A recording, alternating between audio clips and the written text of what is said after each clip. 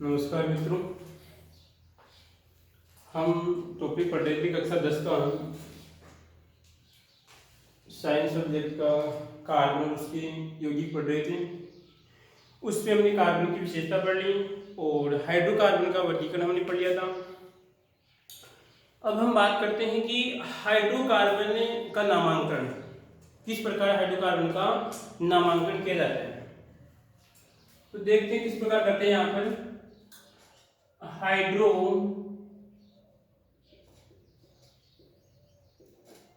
Carbon, अब आप ये तो जानते हैं कि हाइड्रोकार्बन किसे कहते हैं।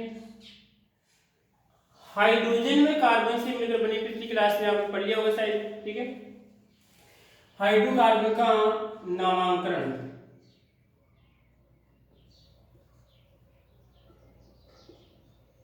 ठीक है, नामकरण जो भी है, ठीक है, नोमेनक्लेचर ऑफ हाइड्रोकार्बन।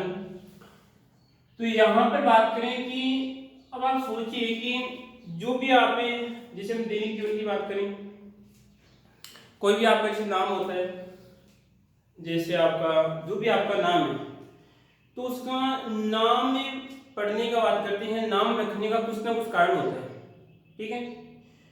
तो आपको पता होगा कि जैसे आपका जो भी नाम है, ठीक है, तो उसके पहले हम देखते हैं कि जो हाइड्रोकार्बन है कि कार्बनिक यौगिकों का नामांकन किस प्रकार किया गया, ठीक है, कौन कौन सी यहाँ पर आपकी पद्धतियां थी, ठीक है।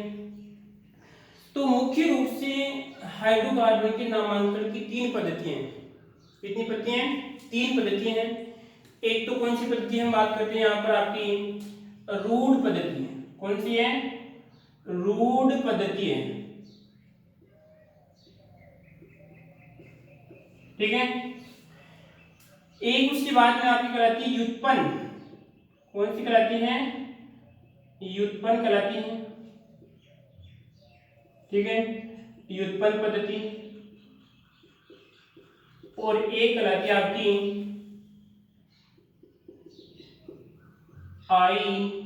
IUPAC।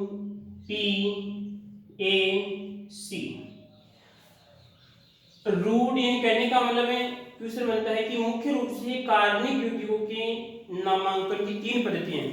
पद्धतियां तो बहुत थी, जिससे परंतु मुख्य रूप से कि विज्ञान के अनुसार विशेष होनी चाहिए, ठीक है। तो विशेष पद्धतियां आपकी तीन आती हैं यहाँ पर। कौन कौन सी आती हैं? रूट आती है, व्युत्पन्न आती है, और आपकी IUPAC आती है, ठीक है। तो IUPAC की फुल फॉर्म क्या होती है? छोटा क्वेश्चन बन सकता है। IUPAC की फुल फॉर्म क्या होती है? छोटा क्वेश्चन बन सकता है, ठीक है। तो आपको याद होना चाहिए। अब जिसको याद है तो कमेंट बॉक्स में लिख सकते हैं कि सर इसकी फुल फॉर्म ये होती है। तो इसकी जो फुल फॉर्म की बात करेंगे हम, जब पढ़ेंगे उस समय हम इसकी फुल फॉर्म के बारे में पढ़ेंगे, ठीक है। पहले हम कौन सी पढ़ेंगे? आपकी रूढ़ पद्धति पढ़ेंगे। कौन सी पढ़ेंगे? रूढ़ पद्धति के बारे में पढ़ते हैं। अब कुछ नाम से लग रहा है कि रूढ़ है, तो रूढ़ को हम क्या कहते हैं? कि परंपरागत होता है या अपरंपरागत होता है? परंपरागत होता है या अपरंपरागत होता है? तो हम रूढ़ पद्धति के बारे में पढ़ेंगे। रूढ़ पद्धति के बारे में बताना था कि यहाँ पर जो रूढ़ पद्धति होती है, रूढ़ का मतलब क्या होता है? तो रूढ़ की बात करते हैं कि परंपरागत होता है या अपरंपरागत होता है। तो यहाँ पर रूढ़ का मतलब बात करते हैं रूढ़िवादी परंपराएं, रूढ़िवादी परंपराएं की बात करते हैं। तो उसी के आधार पर आपकी कुछ पद्धति है, जिसकी बात करते हैं कि जब IUPAC का आविष्कार नहीं हुआ था, उससे पहले आपकी रूढ़ है, उसके बाद में आपकी व्युत्पन्न है, उसके बाद में कौन सी आपकी IUPAC चलती है। तो रूढ़ पद्धति क्या कहती है कि किसी भी कार्बनिक यौगिक का, किसी भी कार्बनिक यौगिक का जिस स्थान पे मिलता है, या उसकी जैसी प्रकृति है, या उसके जैसे गुण है, उसी के आधार पर उसका नाम रख दिया गया। जैसे हम बात करें दैनिक जीवन की, मान लीजिए किसी का जन्म होता है, तो जन्म तो सभी का होता है, किसी का क्या होता है? जन्म सभी का होता है। अब जन्म होता है तो जन्म होने के बाद उसका नाम निकालते हैं। अगर मान लीजिए नाम नहीं निकाले, अगर उसी बच्चे का हम नाम नहीं निकालते हैं, तो फिर क्या कहेंगे उसे? बिना नाम का कहेंगे, बुलाएंगे तो कैसे बुलाएंगे? ओ इंडिया, ठीक है, ऐसे बुलाएंगे उसे। तो यहाँ पर बात करते हैं कि हमें जो भी कार्बनिक यौगिक है, या बात करते हैं जो भी बच्चा होता है उसका नाम निकालना जरूरी होता है। ठीक है, तो यहाँ पर जो रूढ़पत्ति कहती है कि जो नाम निकाला गया, बच्चे का जन्म है, जैसे यहाँ पर बात करते हैं किसी बच्चे का जन्म हो गया मंगलवार को हो गया, कौन सी बात हुआ, मंगलवार को हुआ। ठीक है, तो मंगलवार को हुआ तो रूढ़िवादी परंपरा क्या कहती है, रूढ़िवादी परंपरा क्या कहती है यहाँ पर, तो उसका नाम क्या निकाल सकते हैं, तो आप क्या निकालेंगे, उसका नाम मंगलियो, क्या नाम निकालेंगे उसका, मंगलियो या मंगली, ऐसे निकालेंगे उस नाम इसका। भाई हम बात करेंगे, देखें मान लीजिए किसी व्यक्ति का जन्म हुआ मंगलवार को, तो उसका आप नाम क्या निकालेंगे, या तो मंगल निकालेंगे या मंगली नाम निकालेंगे उसका। ठीक है, तो अगर हम बात करते हैं किसी व्यक्ति या किसी बच्चे का जन्म हुआ मूली प्रभावित, मूली प्रभावित क्षेत्र में, मूली प्रभावित क्षेत्र में हुआ, तो उसका नाम क्या निकालेंगे, मूलाराम, क्या निकालेंगे उसका नाम, मूलाराम निकालेंगे। सोचिए आप कि इसमें ये क्या बोला है कि यहाँ पर कि आसपास का क्षेत्र क्या है, या तो वहां पर हम कहेंगे कि वहां पर मूलियां होगी। ठीक है, क्या वहां पर की जो लोग हैं वो मूली की खेती करते होंगे। ठीक है, या उस पर उसका जन्म होगा, उसका नाम क्या लिख दिया, मूलाराम लिख दिया, क्या लिख दिया, मूलाराम। कोई दिक्कत आ रही किसी को इसमें। इसी प्रकार हम बात करते हैं किसी का जन्म की बात करते हैं, यहाँ पे शनिवार को हो गया, क्या हो गया, शनिवार को, तो उसका नाम क्या लिख दिया, शनि लिख दिया, शनि लिख दिया लोग। ठीक है, आया कुछ समझ में। इसी प्रकार हम बात करते हैं यहाँ पर, हाँ जी, अब कोई बच्चा है, जैसे बात करते हैं, ये तो नहीं कि बच्ची का जन्मता है उसके तुरंत उसका नाम निकालते हैं, कुछ दिनों बाद उसका नाम निकालते हैं। कभी कभार तो क्या होता है कि बच्चा जब क्लास में जाता है तो 5 साल का होता है, या मान लीजिए कभी कभार तो जब 5वीं क्लास में हो जाता है उसके बाद उसका नाम चेंज कर देते हैं।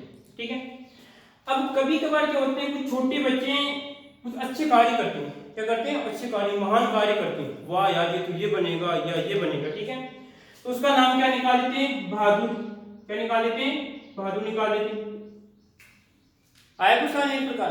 तो यहाँ पर देखिए जो ये नाम निकाले जा रहे हैं, जैसे आपकी मूलाराम है, आपका मंगल है, मंगली है, शनि है, बहादुर है। ठीक है, तो ये नाम किस प्रकार निकाले हैं, ये उनकी आसपास का क्षेत्र है, क्या बात करते हैं उसकी जो गुण है। अब एक बात सोचिए आप, हम किसी की भावनाओं को ठेस नहीं पहुंचा रहे हैं, किसी का नाम है कालूराम, क्या नाम है, कालूराम, तो एक तो थोड़ा बहुत हमें महसूस होता है कि कुछ ना कुछ काला होगा, कैसा होगा, काला होगा, यानी इसका गुण कैसा रहेगा, बात करते हैं कि काला हो सकता है।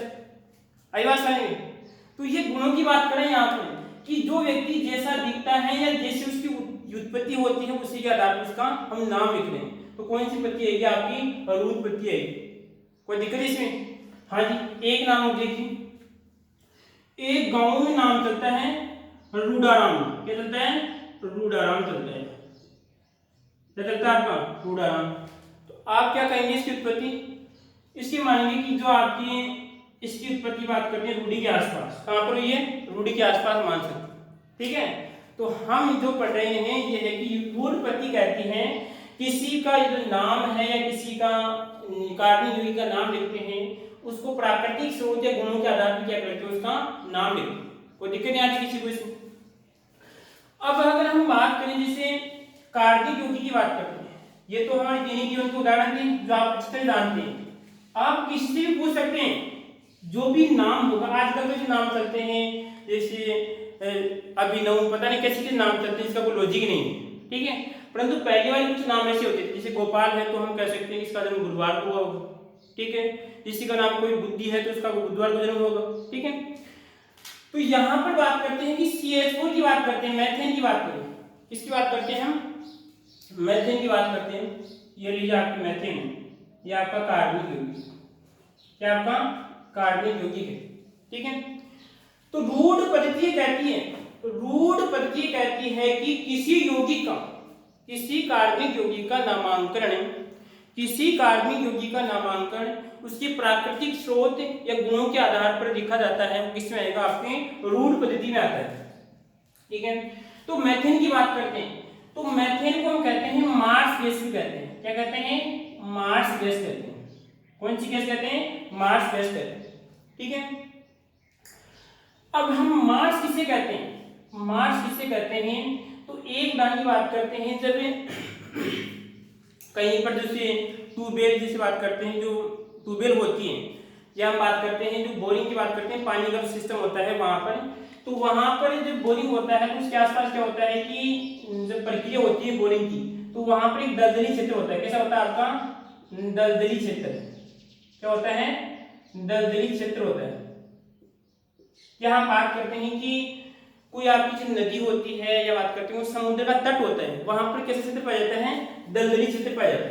क्या होता है? दलदली क्षेत्र पाया जाता है। इस दलदली क्षेत्र को हम क्या कहते हैं? मार्स कहते हैं। क्या कहते हैं? मार्स क्षेत्र भी कहते हैं। क्या कहते हैं इसका दूसरा नाम? मार्स क्षेत्र भी कहते हैं। कोई दिक्कत आती किसी को इसमें कि जो आपका दलदली क्षेत्र है, उस दलदली क्षेत्र को हम क्या कहते हैं? मार्स भी कहते हैं। तो उस दलदली क्षेत्र से इसे आप बात करते हैं गैस का क्या होता है? निर्माण होता है। जब आप बात करते हैं वहां से इस गैस की उत्पत्ति होती है। इसी कारण इस मीथेन को हम क्या कहते हैं? इस मीथेन को हम बात करते हैं मार्स से भी कहते हैं।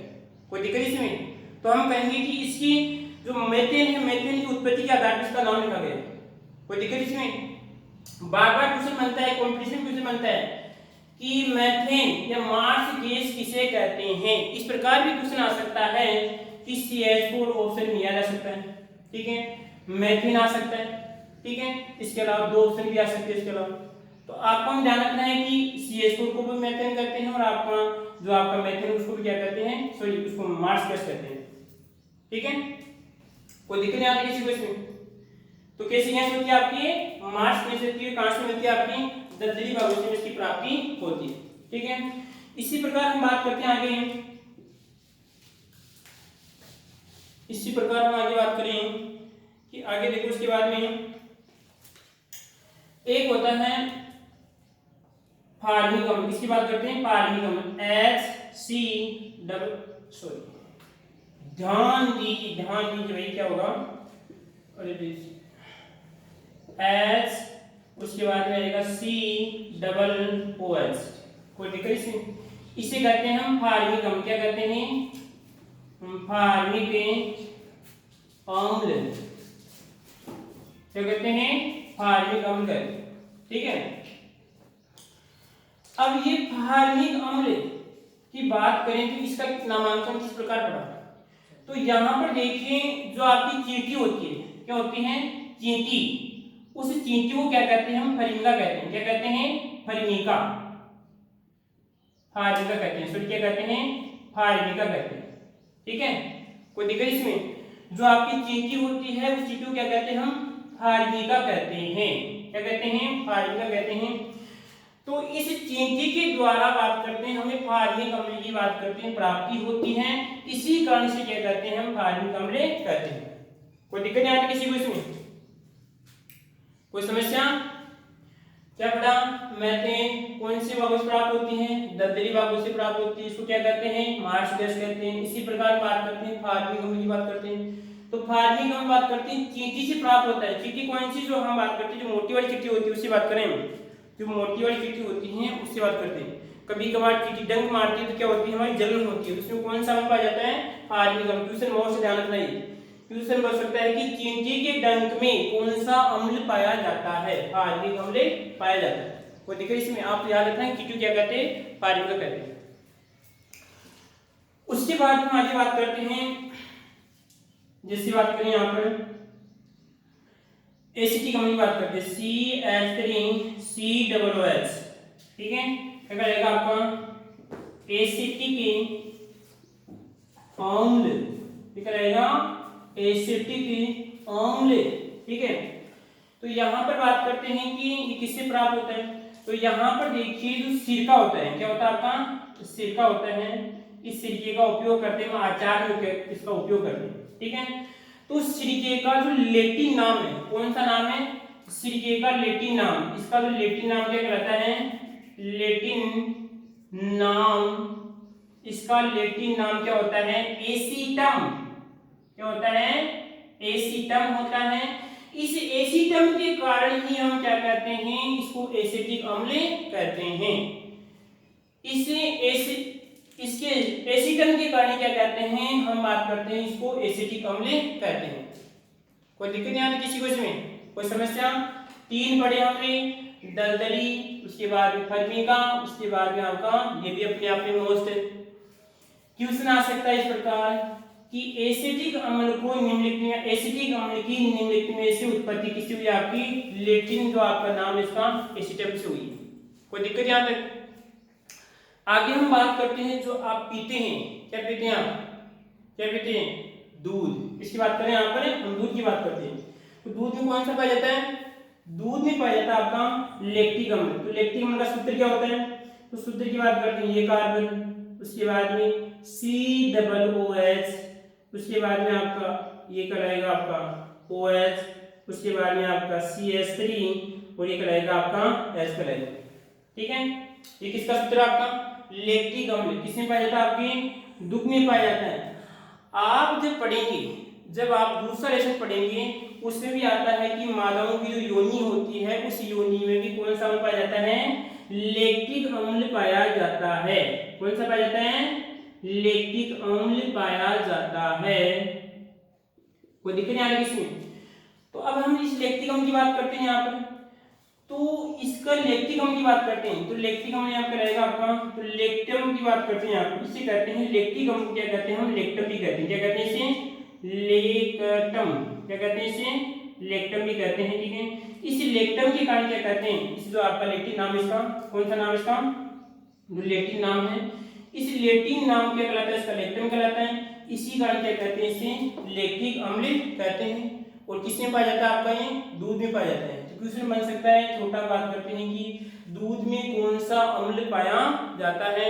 लैक्टिक अम्ल पाया जाता है। कोई दिक्कत नहीं आती किसी को इसमें? कोई समस्या? इसी प्रकार हम आगे एक और देखते हैं, एक उदाहरण लेते हैं यहाँ पर। कौन से नाम चल रहे हैं? रूट नाम चल रहे हैं। रूट क्या कहता है? जो पदार्थ, ये बात करते हैं, जो यौगिक के जैसा होगा, जो यौगिक के जैसा होगा, यह बात करते हैं, उसकी जैसी प्रकृति होगी, उसी के आधार पर उसका नाम रखा जाता है। एक हम बात करते हैं आपका, एक लास्ट को लेते हैं, इसके बाद में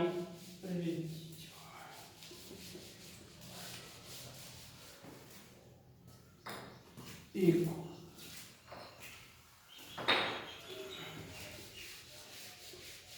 रूट चल रही थी, रूट मिल गई, फिर देखते हैं वापस लिखते हैं इसको। रूट ही चल रही है हमारी वापस, रूट पद्धति। ठीक है, एक हम बात करते हैं आपका कास्ट स्पिरिट CH3, उसके बाद में लगाएगा आपका OH। क्या कहते हैं इसे? कास्ट। क्या कहते हैं इसे? कास्ट।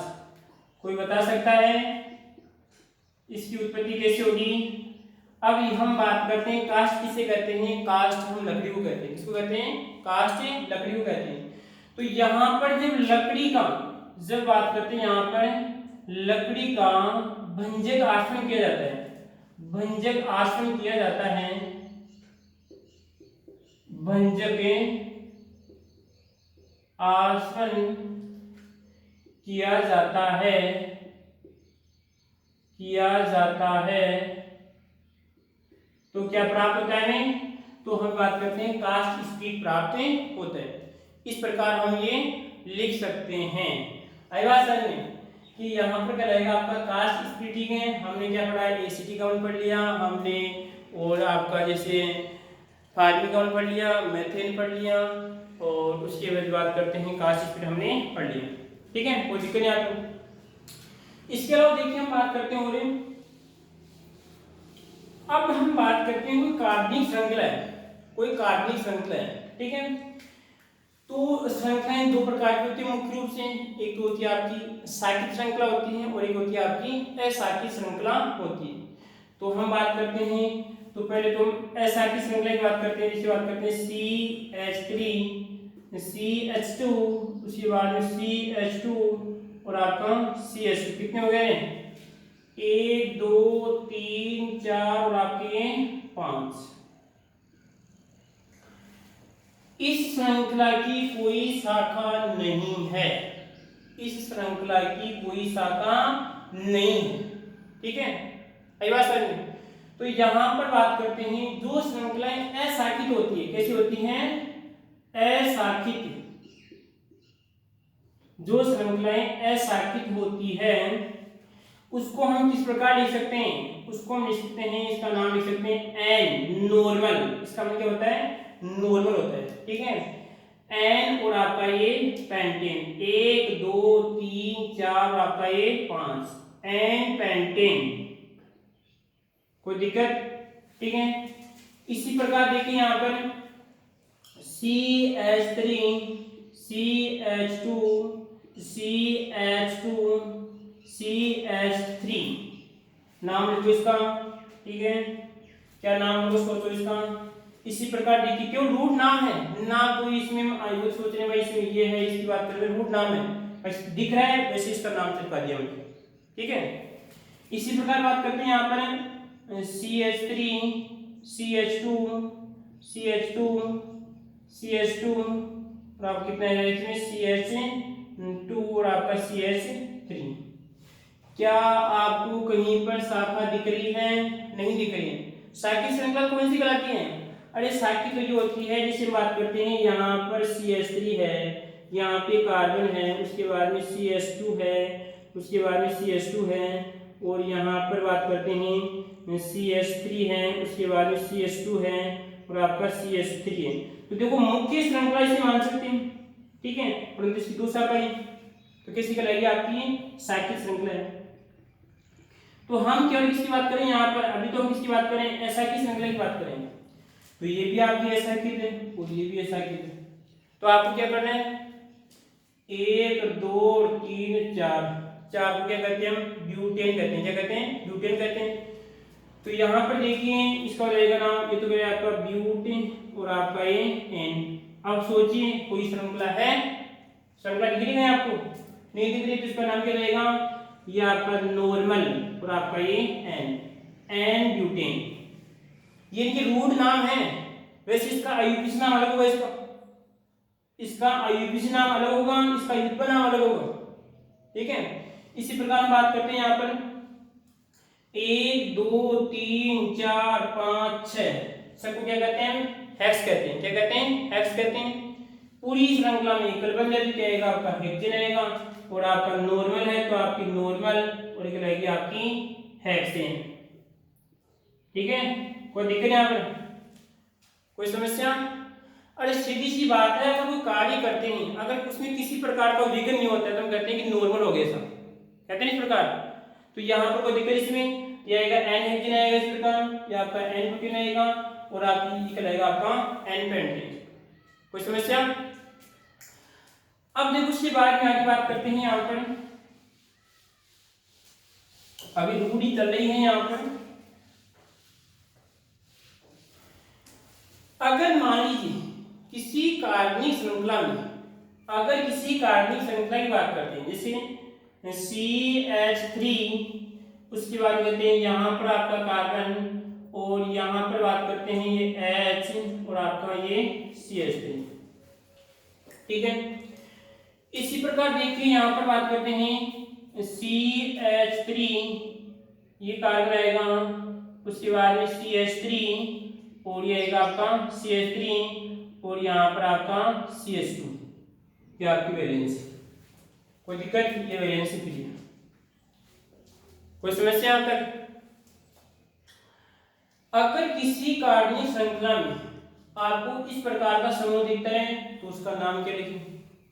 ठीक है, और अगर किसी कार्बनिक श्रृंखला में इस प्रकार का समूह दिखता है तो उसका नाम हमें क्या लिखते हैं? ठीक है, तो यहाँ पर हम बात करते हैं देश के नौजवानों, तो ये कहलाएगा, हम इसकी बात करते हैं, इसकी बात करें यहाँ पर, अगर किसी कार्बनिक श्रृंखला में इस प्रकार को अगर आपको श्रृंखला संरचना दिखाई देती है तो उसका हम बात करते हैं, उसे क्या कहेंगे? नियो। उसके आगे क्या लगाएंगे? इसमें नियो लगाएंगे। सब आया क्या समझ में?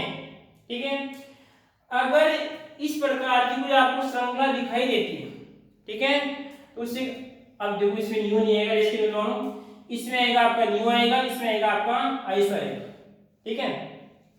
तो यहाँ पे क्या आएगा आपका आइसो और यहाँ पे क्या आएगा आपका नियो आएगा। इसमें क्या आएगा आपका नियो। कुछ विद्यार्थी घबरा रहे हैं कि सर ने गलत लिख दिया है, ठीक है। देखिए वापस, अगर इस प्रकार दिखता है तो क्या आएगा आपको, इसमें आइसो आएगा और इस प्रकार क्या आएगा आपका नियो आएगा।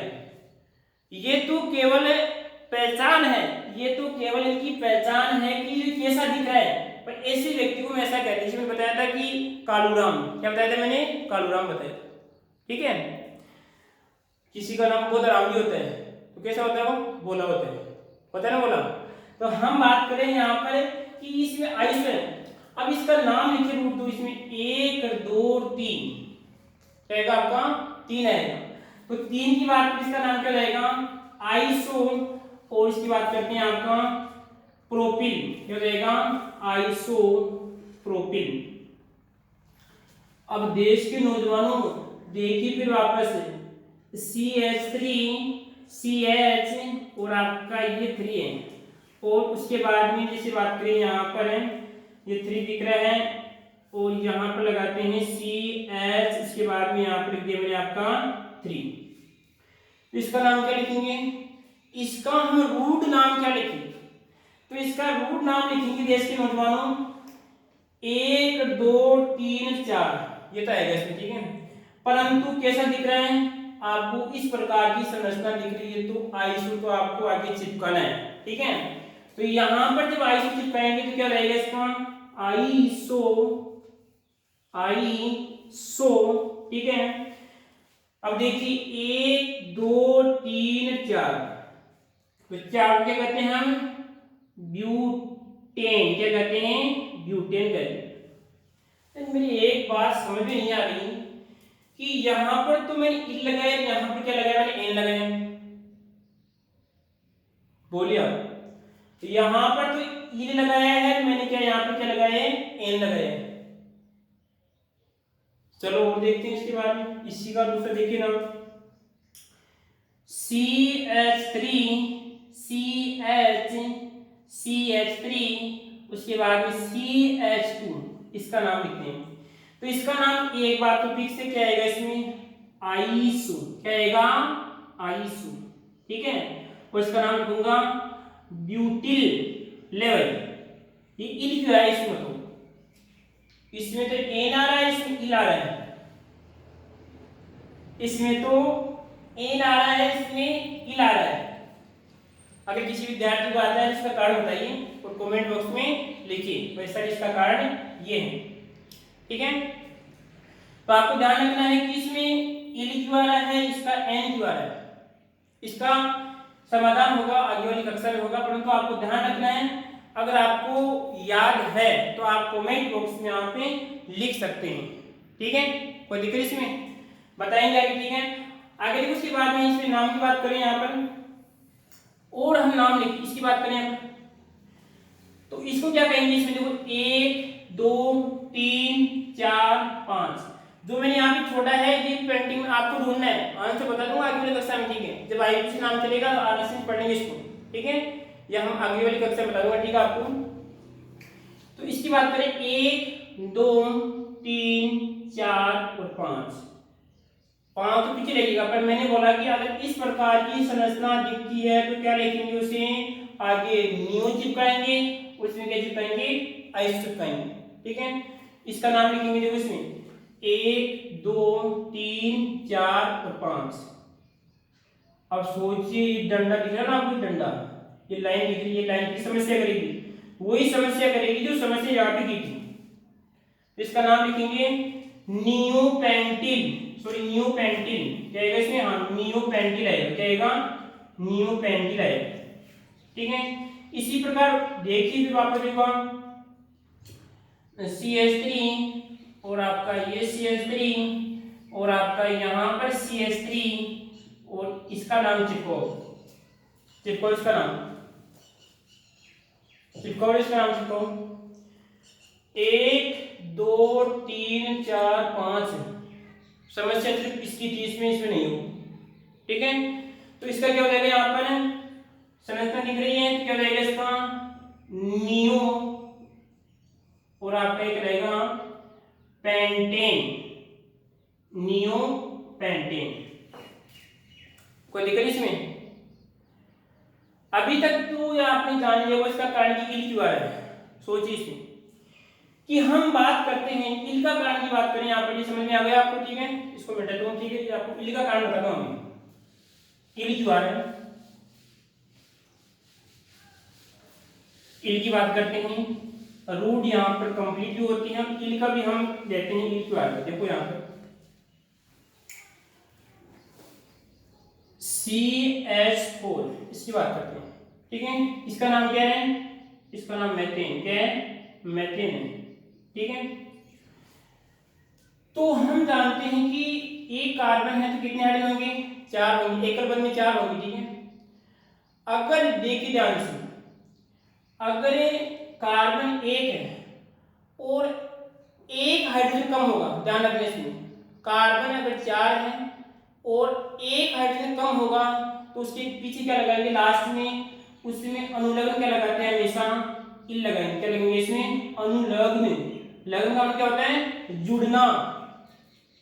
वो कहते हैं किसी का लगन है वो, तो लगन मतलब जुड़ना होता है, जानते हैं ना आप? लगन आता है तो जुड़ता है, ठीक है, जो भी आप जानते हैं। तो आपको ध्यान रखना है, जैसे बात करते हैं CH3, ये आपका मैंने बोला कि अगर यहाँ पे कार्बन है, क्या आपका कार्बन है, परंतु हाइड्रोजन कितने हैं? 3 कितने होने चाहिए? 4 होने चाहिए। इसकी वैलेंस भी 4 हो रही है कार्बन की, परंतु एक हाइड्रोजन कम है, इसी कारण इसका नाम क्या हो जाएगा? इल क्या लगाएंगे इसके साथ? इल लगाइएगा तो यहाँ पे रहेगा इसका मेथिल, क्या हो जाएगा? मेथिल हो जाएगा, ठीक है। इसी प्रकार हम बात करते हैं यहाँ पे क्या? CH3, CH2 और आपका CH2, इसका नाम क्या हो जाएगा? प्रोपिल, क्या हो जाएगा आपका? प्रोपिल हो जाएगा। कोई दिक्कत यानी किसी को इसमें? तो इल का राज ये था कि अगर एक हाइड्रोजन कम होगा तो वहां पे क्या लगाएंगे? हम इल लगाएंगे। कोई समस्या नहीं किसी को इसमें? ये आपकी रूट पद्धति थी, तो रूट पद्धति आपकी कंप्लीट हो चुकी है। अगर किसी को किसी प्रकार की समस्या है तो आप पूछ सकते हैं। कोई समस्या है तो आप कमेंट बॉक्स में लिख सकते हैं कि सर ये समस्या है, ठीक है। आगे हम बात करें, आगे पद्धति कौन चलती है हमारी? रूट में कोई समस्या किसी को?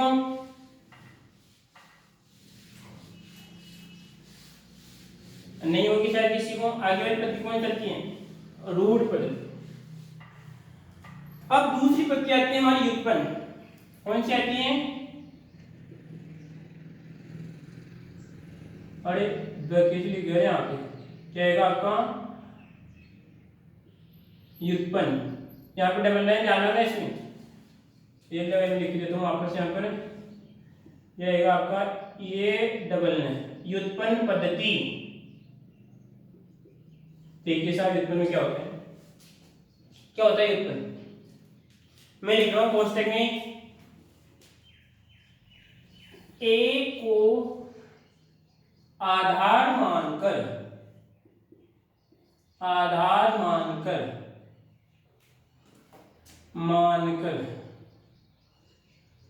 ए को आधार मानकर नाम निकाला जाता है। कैसे निकालते हैं? अब आप जो पीढ़ियां चलती हैं वो परंपरागत चलती है। कैसे चलती हैं? परंपरागत चलती है, यानी जो वंशक्रम आपकी चलता है, जो चलता है, ठीक है। अब मैं बात करूं यहाँ पर कुछ नामों की बात करूं, जैसे हम बात करें यहाँ पर है रामलाल, इसकी बात करते हैं। राम तो लाल है, तो ये तो कौन सा रहेगा? रूट रहेगा, रामलाल। कैसा रहेगा? रामलाल, ठीक है। इसी प्रकार यादव, रामलाल यादव, अरे दे रामलाल यादव। गोपाल, किसकी बात करें? गोपाल यादव, ले भाई गोपाल। इसी प्रकार हम बात करते हैं मंगल यादव,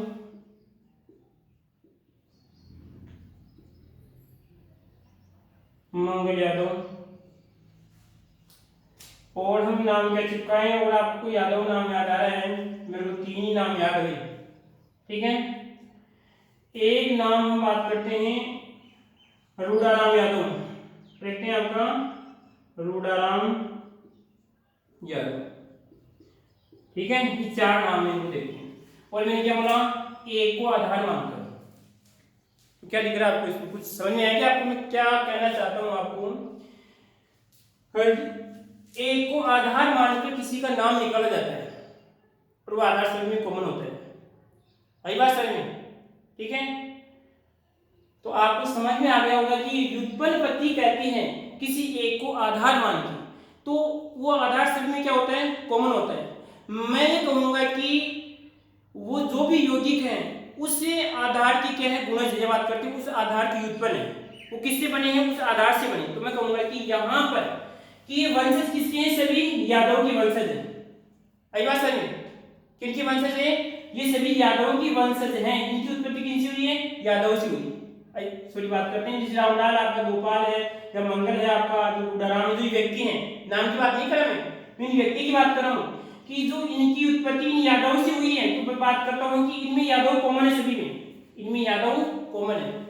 तो व्युत्पन्न पद्धति भी कहती है कि जब किसी का जब नाम निकालते हैं, किसी एक को आधार मानते हैं, क्या करते हैं, किसी एक को आधार मानते हैं। ठीक है, तो यहाँ पर आधार मानकर किसी का नाम निकाला जाएगा, कोई दिक्कत इसमें?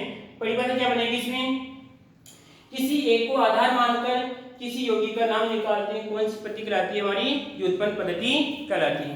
कोई दिक्कत इसमें, कोई समस्या आता है? ठीक है, याद रखना। अभी उदाहरण की बात करें तो एकदम परिभाषा क्या इसमें अगर एक को आधार मानकर आप चिपका सकते हैं, एक को आधार मानकर। ठीक है, तो देखते हैं आगे बात करें, उदाहरण की बात करें। वही उदाहरण की बात करूं मैं, CH3 CH2 और आपका CH3। ठीक है, अब देखो पहले सोचिए कि इसका जो रूट नाम है, रूट नाम क्या होगा इसका, इसका रूट नाम होगा, इसका रूट नाम कहेंगे आपका n, क्योंकि नॉर्मल है, किसी प्रकार की कोई शाखा नहीं है। तो यहाँ पे रहेगा n और आपका कोई वो बंद वाला समस्या नहीं इसमें, क्या कहेंगे इसमें, प्रोपेन। क्या आएगा आपका, प्रोपेन। ये तो कौन सा आपका रूट नाम है भाई, ध्यान रखना इस बात का। ठीक है,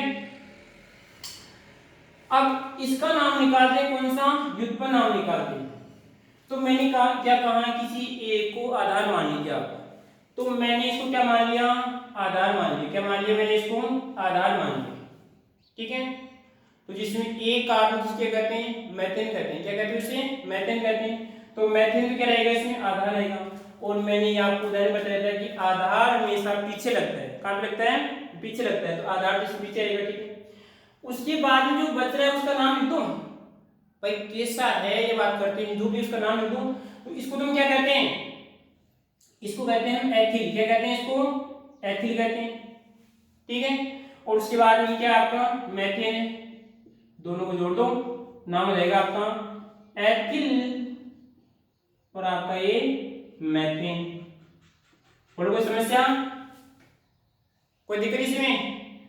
किसको आधार मान लिया मैंने, मेथेन को आधार मान लिया। ठीक है, उसके बाद में क्या रहेगा आपका, इसका नाम क्या रहेगा, एथिल आपका मेथेन। और भी तो नाम हो सकते हैं इसका। अरे हम इसको भी आधार मान सकते हैं ना, इसको आधार मानेंगे क्या रहेगा इसमें, जैसी बात करें आपको देखिए आप CH3 CH2, उसके बाद में आएगा आपका CH3। ठीक है, लब इसको आधार मान लिया मैंने। तो दो को क्या कहते हैं हम, थोड़ा बहुत याद रखो ना आप भी, दो को क्या कहते हैं हम, एथ कहते हैं। तो इसका नाम क्या रहेगा, एथेन। ले भाई एथेन। तो आधार, उसके बाद में इसको क्या कहेंगे, अब देखो उल्टा सिस्टम हो रहा है इसमें। यहाँ पर जिसको आधार माना हो तो पूरा नाम आएगा, इसमें मेथिल आएगा। और जबकि यहाँ पर क्या आएगा आपका मेथिल, क्या आएगा आपका मेथिल। तो नाम क्या रहेगा, मेथिल एथेन।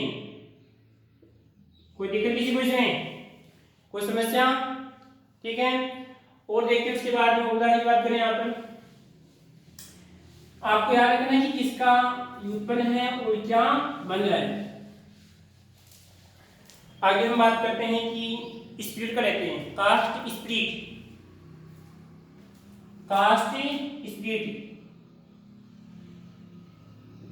याद होगा आपको इसमें, अरे क्या क्या नाम पड़ा था इसका, लकड़ी की भंजक आसपास से प्राप्त होता ना नहीं। ठीक है, तो किस प्रकार इसको देखो, इसका बना है यहाँ पर CH3 CH और यहाँ पर आपके अगर हम चिपका सकते हैं 2 और आपका OH। तो आपको दिख रहा है आधार किसको मानना है, कास्ट स्पीड को मानना है, किसको मानना है, कास्ट स्पीड को मानना है। ठीक है, तो यहाँ पर इसको क्या मान लिया, आधार मान लिया। ठीक है, इसके बाद में इसका नाम क्या रहेगा, कास्ट, कास्ट, कास्ट, कास्ट की बात नहीं, कास्ट की बात करें, कास्ट स्पीड। ठीक है, और इसका नाम क्या रहेगा, मैथिल, क्या रहेगा, मैथिल। तो नाम क्या लिखेंगे, इसका नाम हो जाएगा, क्या बन जाएगा इसमें, मैथिल कास्ट स्प्रीट। ले भाई स्प्रीट, अरे स्प्रीट क्यों है, स्प्रीट, कोई दिक्कत नहीं आती किसी को इसमें। ठीक है, और देखो उसके बाद और बात करते हैं, यहाँ पर उदाहरणों की बात करते हैं।